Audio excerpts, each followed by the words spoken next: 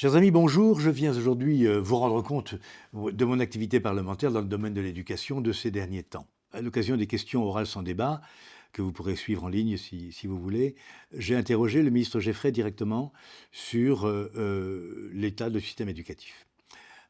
Il a identifié lui-même, bien sûr, à peu près 800 collèges publics qui concentrent toutes les difficultés éducatives, culturelles, linguistiques, sociales, bien sûr, et qui ont des résultats particulièrement faibles, notamment au brevet, qui pourtant est un examen extrêmement facile. Et donc il a décidé, par circulaire, le 17 décembre, de créer une nouvelle procédure pour aider ces collèges.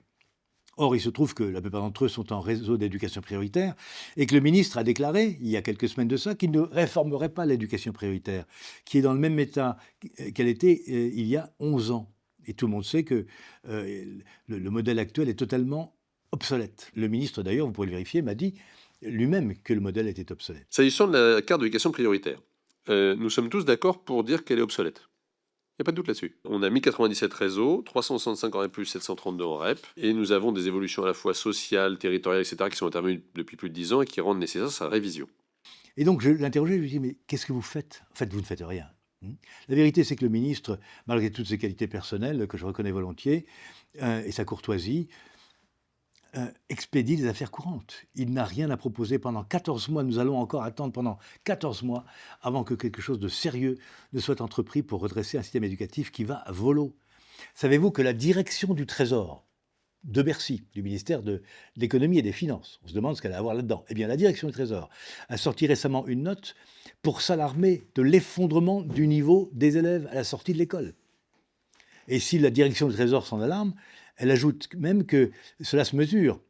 La productivité de nos employés et de nos ouvriers a baissé de 6% en moins de 20 ans, en moins de 10 ans. Donc, si vous voulez, il y a un vrai problème pour que même les économistes et les grandes entreprises commencent à se dire, mais la main-d'œuvre, pardon d'être trivial, mais la main-d'œuvre que nous fournit l'école n'est plus au niveau requis. Donc, si vous voulez, il y a urgence. Comme dirait Jacques Chirac, la maison brûle, mais il n'y a pas de pompiers, quoi.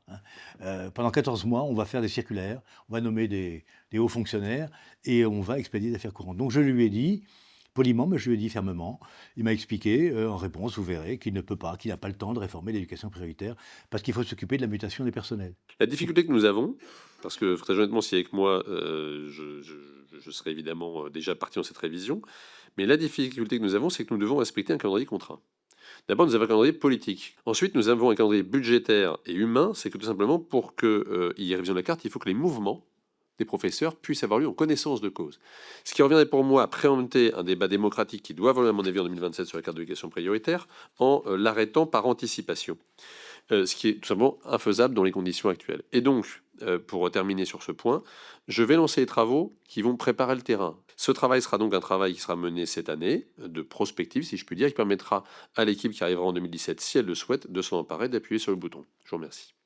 Moi, je croyais que les personnels étaient à la disposition du service public et pas l'inverse, vous voyez. Enfin bon, voilà. Ça, je voulais vous dire ça parce que je vous remercie, je vous souhaite une bonne journée. Au revoir.